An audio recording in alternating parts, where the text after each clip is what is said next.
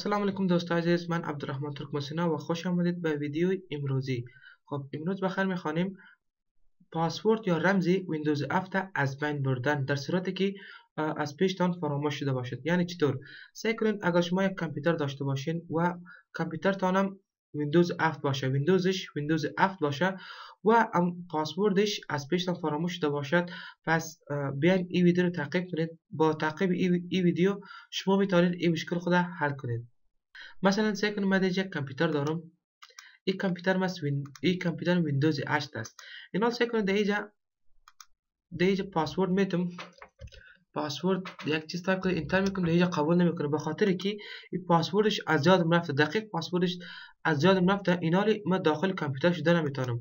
خب اگر شما با مشکل مواجه شدین، پس بیاین اول بیاین در یک کامپیوتر دیگه که فعال باشه، دو کامپیوتر بیاین یک پروگرام دانلود کنیم با نامی لیسافت ریکاور ویندوز ریکاوری.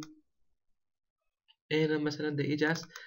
این سافر را دانلود کنین، نامش است لیسافت ویندوز پاسورد ریکاوری. این دغم این سافر نباشین، من این را همراه ویدیو میمانم، شما میتونید از او استفاده کنید. خب پس میم این را در کامپیوتر اینستال میکنیم. از اینجا میگم yes، بعد از next، بعد از اینجا I accept the agreement، این آپشن تیک کرده، بعد از میگم next install. خب بعد از اینکه اینستال شد این آپشن تیک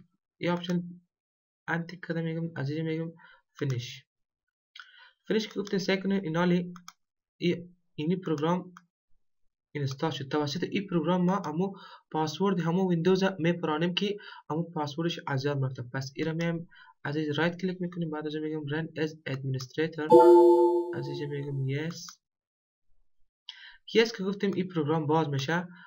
پروگرام که باز شد از اینجا باز در این دکمه کلیک کنین burn bootable cd/usb disk now. سری این آپشن کلیک کنین، از اینجا بگین next.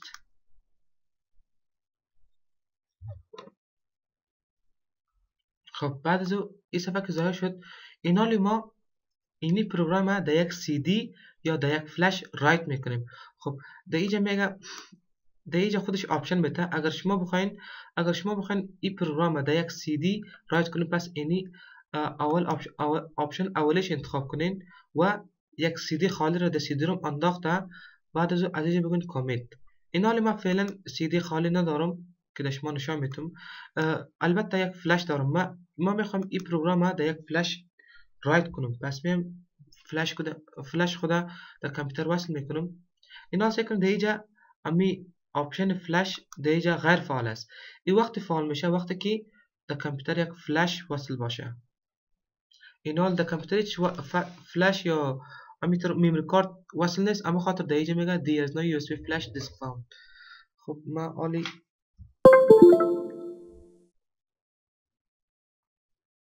خب فلش مالی در کامپیوتر وصل شد.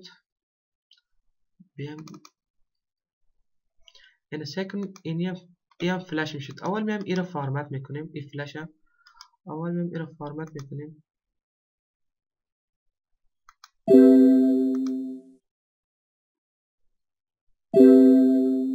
خب اینا سکند باز هم در اینجا امی آپشن یو اس بی فلش در اینجا غیر فعال است. پس از اینجا میگم یک دفعه ریفرش میگم. ریفرش که گفتیم بعد از او آپشن فلش فعال میشه. این پروگرام تا ولی فلش نشناخته، بعد از ریفرش کردن فلش قبول میکنه پروگرام. خب سعی کنید اینالی فلش ما را قبول کرد. این آپشن تیک میکنیم، بعد از اینجا فلش انتخاب میکنیم، بعد از اینجا میگم کامیت. سر کامیت که کلیک کردین از اینجا میگه فرمت. این پروگرام خودش هم یک دفعه فلش فرمت میکنه. از اینجا میگه فلش فرمت میکنه، میگه بعد از میگیم yes.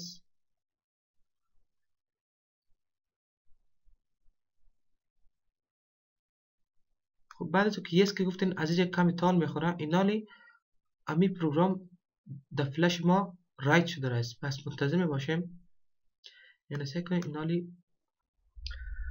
خب بعد از چند دقیقه این صفحه ظاهر میشه. اینالی این پروگرام موافقانه در فلش ما رایت شد.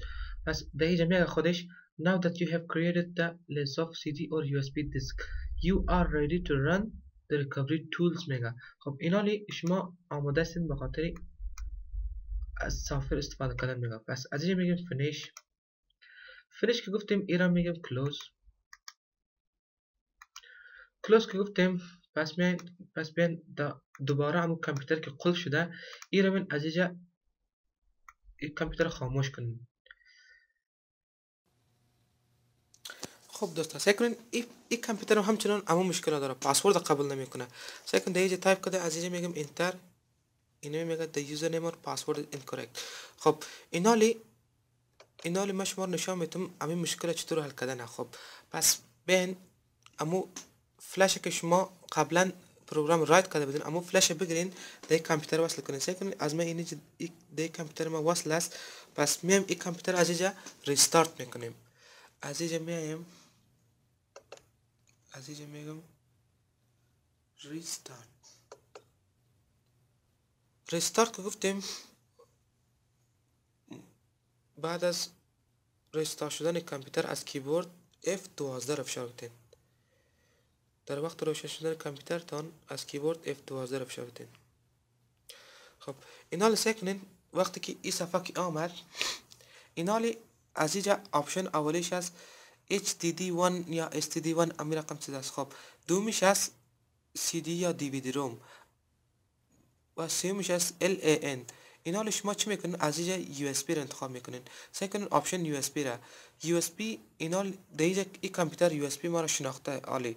اینا اگر شما از CD روم او پروگرام در CD روم رایت کرده باشین از اینجا CD یا DVD رو انتخاب کنین.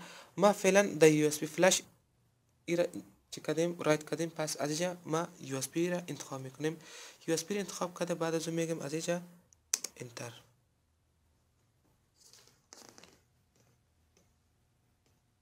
انتر کردیم بعد از سعی کنیم این صفحه ظاهر میشه. از اینجا باز این آپشن اولش انتخاب کنین Lesoft Live CD EMS Enabled. این انتخاب کرده انتر کنین. انتر کردن سعی کنیم پایینش آمد Loading Files.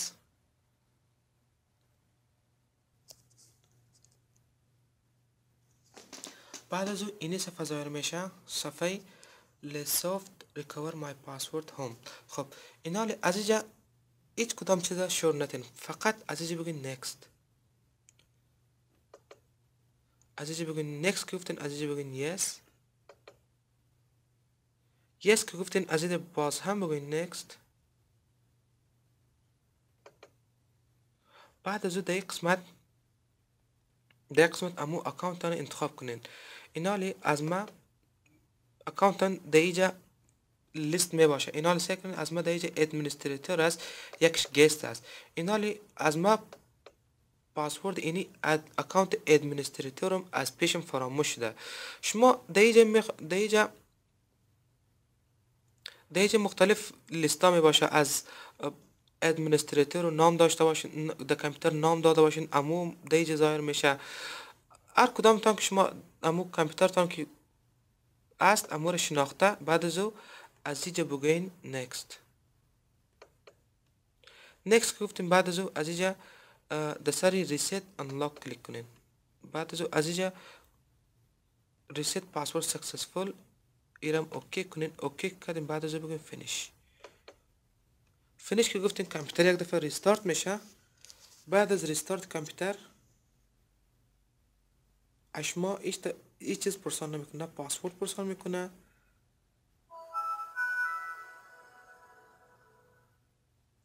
خب سعی کنین دوستا این هم شد کامپیوتر ما. اینالی پاسوردش از بین رفته.